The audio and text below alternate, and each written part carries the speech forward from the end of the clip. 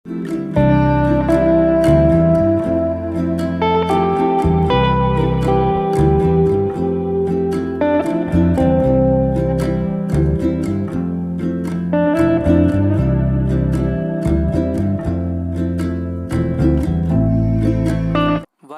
2 3 start.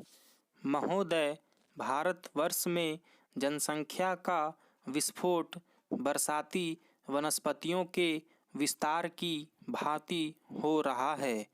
फलस्वरूप नागरिकों को रहने के लिए धरती की कमी अनुभव होने लगी है।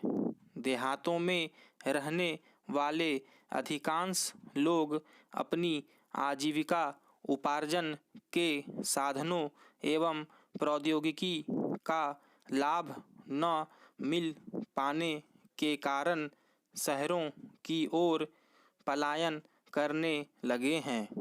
दूसरी ओर शहरों की बढ़ती आबादी वहां के निवासियों के लिए विभिन्न संकट उत्पन्न करती जा रही है। ग्रामीण क्षेत्रों में विज्ञान व प्रौद्योगिकी का महत्व अभी तक ठीक तरह से नहीं समझा जा रहा है। एक सभ्य समुदाय में विज्ञान व प्रौद्योगिकी को ग्राम ग्राम तक पहुँचाने की क्षमता होना अनिवार्य है। चूँकि समूची सभ्यता का विकास विज्ञान व प्रौद्योगिकी पर निर्भर है। विज्ञान प्रकृति के अविज्ञात रहस्यों का अनुसंधान करने और प्रगति के साधन जुटाने में लगे हैं।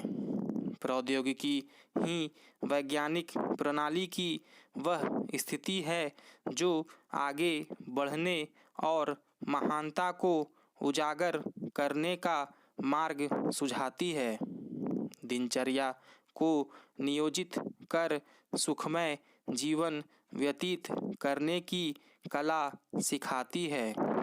वह सर्वोपरि कलाकृति सभी जनमानस को उपलब्ध होनी चाहिए।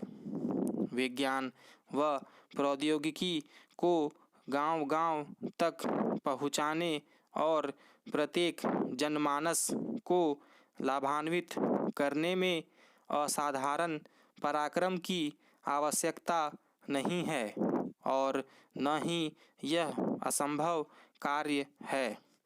ग्रामीण जनता को उनकी भाषा में प्रौद्योगिकी की जानकारी कराने से जहां एक ओर प्रौद्योगिकी की लोकप्रियता बढ़ेगी, वहीं दूसरी ओर जनमानस का जीवन स्तर उन्नत होगा।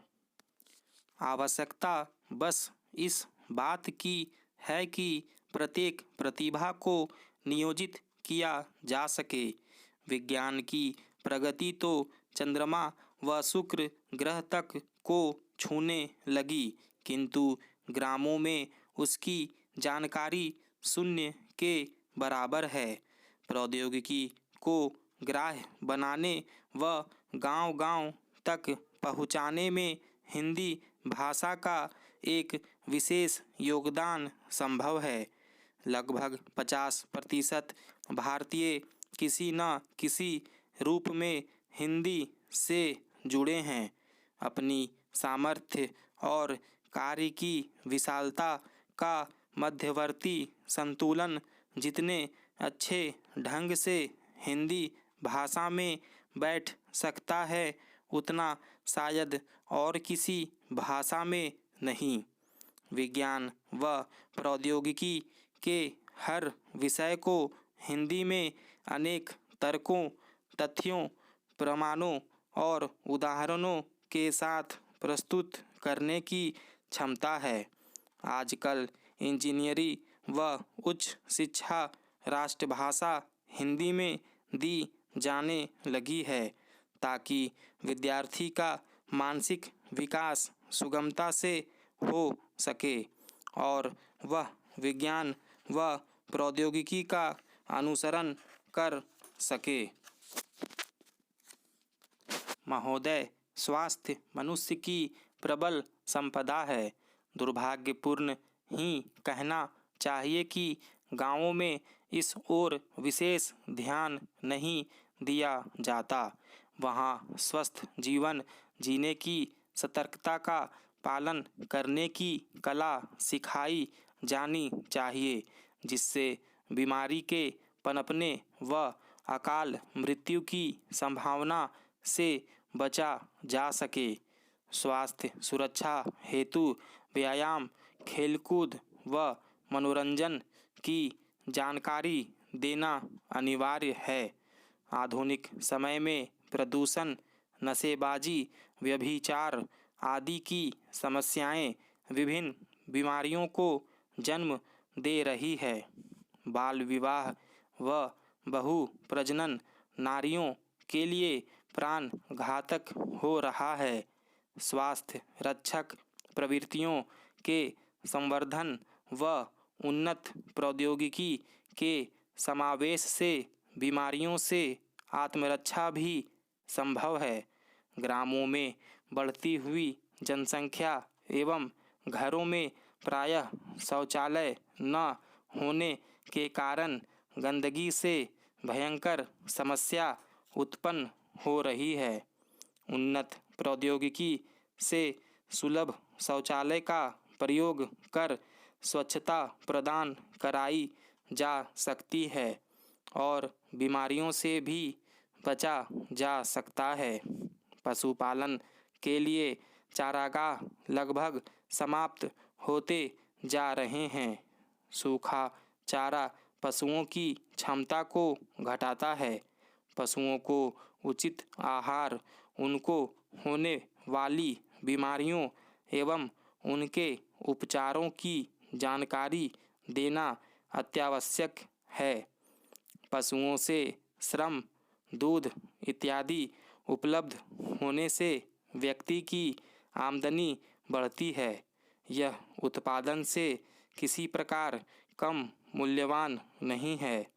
इसी प्रकार मुर्गी पालन व मछली पालन की उन्नत प्रौद्योगिकी का उपयोग भी भरपूर किया जा सकता है।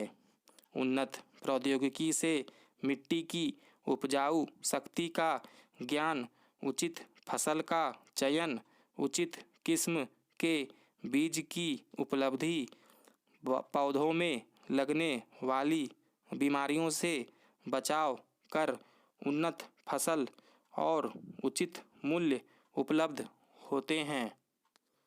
ईंधन की समस्या दिन प्रतिदिन विकट होती जा रही है।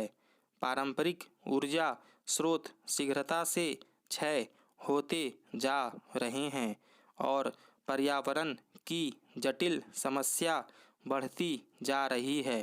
प्रायः ग्रामीण क्षेत्रों में ऊर्जा खाना पकाने, रोशनी करने, सिंचाई, खेती बाड़ी, यातायात व लघु उद्योगों के लिए प्रयुक्त होती है। वैकल्पिक ऊर्जा स्रोतों की खोज एवं उसके अनुरूप उद्योगों का विकास आधुनिक समय की मांग है। गांवों के लिए गोबर गैस प्लांट संयंत्र आधुनिक प्रौद्योगिकी की देन है। जापान में मनुष्य के मल को सड़ाकर खेती में खाद की तरह प्रयोग में लाया जाता है।